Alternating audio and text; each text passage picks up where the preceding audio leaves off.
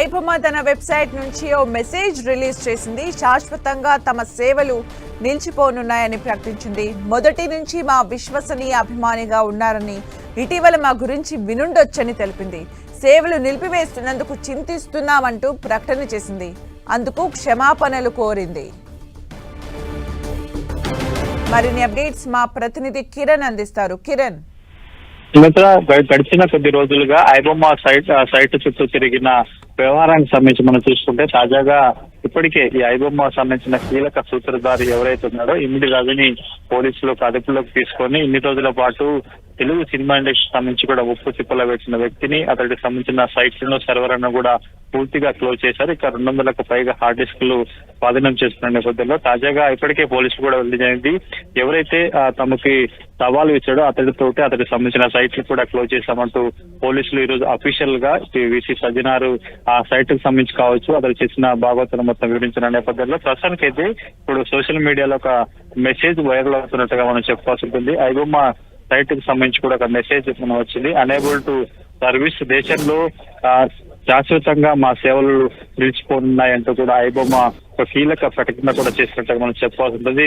దీనికి సంబంధించి సేవలు నిలిపేసినందుకు చింతిస్తున్నాం, అందుకు క్షమాపణలు కోరుతున్నాము. మొదటి నుంచి మా విశ్వనీయత అభిమానంగా విశ్వనీయతకు సంబంధించి అభిమానులు మా చెప్పే ప్రయత్నం చేశారు. ఇక ఇటీవల జరుగుతున్న పరిణామాలకు సంబంధించి కూడా ఒక చిన్న అందులో ఒక వర్డ్ ని వాళ్ళు యాడ్ చేసినట్టుగా మనం చెప్పవచ్చు. పూర్తి స్థాయిలో గడిచిన కొద్ది రోజులుగా ఈ హైదరాబాద్ సైబర్ క్రైమ్ పోలీసులు కూడా ఐబొమ్మ నిర్వాహకుడు రవిని పట్టుకోవడం, ఆ తర్వాత అతడితోనే ఆ 2 వెబ్సైట్స్ తో పాటు అందుకు సమాంతరంగా నడుస్తున్న మిర్రర్ సైట్లకు సంబంధించి సుమారుగా 60 సైట్లకు సంబంధించి కూడా క్లోజ్ చేసినట్టు అఫీషియల్ గా ప్రకటించిన నేపథ్యంలో తాజాగా సోషల్ మీడియాలో ఐబొమ్మకు సంబంధించి అనేబుల్ టు సర్వీస్ అనే సంబంధించిన మెసేజ్ కొంత వైరల్ గా మారినట్టుగా చెప్పాల్సి ఉంటుంది.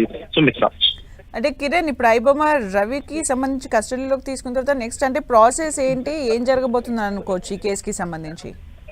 ఇప్పటికే పోలీసులు అతడిని కస్టడీలోకి తీసుకొని మరింత సమాచారం రాబట్టే ప్రయత్నం చేశారు. ఎందుకంటే అతడు అరెస్ట్ చేసే క్రమంలో అతడి నివాసంలో 200లకు పైగా హార్డ్ డిస్క్లను కనుగొనడం జరిగింది. అందులో తాజాగా ఓటీటీ కంటెంట్ సంబంధించిన చాలా కంటెంట్ ఉన్నట్టుగా పోలీసులు పేర్కొన్న నేపథ్యంలో ఇతడికి సంబంధించిన ఇంకేమైనా సైట్స్ ఉన్నాయా, సైట్స్ ఆపరేట్ చేస్తున్నాడు అని పూర్తిగా కొంత ఆధారాలు సేకరించేందుకు అతన్ని కస్టడీలోకి తీసుకునేందుకు శనివారం రోజు అతను రిమాండ్ చేసిన సందర్భాల్లో కూడా ఆ రోజే కస్టడీ పిటిషన్ కూడా దాఖలు చేసిన పరిస్థితి కనిపిస్తుంది. ఈ రోజు పోలీసులు దాఖలు చేసిన కస్టడీ పిటిషన్ సంబంధించి కూడా న్యాయస్థానం ఇటు పోలీసులకు సంబంధించి అతన్ని కస్టడీకి ఇచ్చే అవకాశం కనిపిస్తుంది. పోలీసులు ఇప్పటికే 7 రోజుల పాటు రవిని కస్టడీలోకి ఇవ్వాలంటూ కూడా కస్టడీ పిటిషన్ దాఖలు చేసిన నేపథ్యంలో ఈ రోజు అంటే మరికొద్ది సేపట్లో కూడా అతడి కస్టడీకి సంబంధించిన పిటిషన్ మీద కూడా పూర్తి స్పష్టత వచ్చే అవకాశం కనిపిస్తుంది. ఆ తర్వాత పోలీసులు మరొకసారి అదుపులోకి తీసుకుని అతన్ని కస్టడీలోకి తీసుకుని కూడా చాలా కీలక సమాచారం రాబట్టే అవకాశం ఉంది. మొదటి నుంచి కూడా ఐబొమ్మకు సంబంధించి రవి మాత్రమే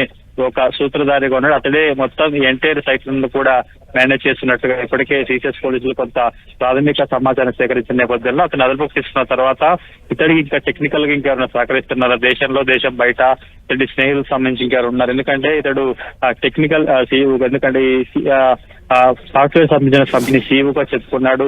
కొంత టెక్నికల్ నాలెడ్జ్ ఉంది కాబట్టి ఇతడికి ఇంకా సహాయ శాఖలు ఎవరి దాని నుంచి అందుతున్నాయా లేదన్న సమాచారం రాబట్టే అవకాశం ఉంది. కాబట్టి పూర్తి స్థాయిలో కస్టడీ తీసుకున్న తర్వాత ఇమిడి రవికి సంబంధించిన ఇంకా పూర్తి వివరాలు కూడా బయటకు వచ్చే అవకాశం అయితే ఉంది.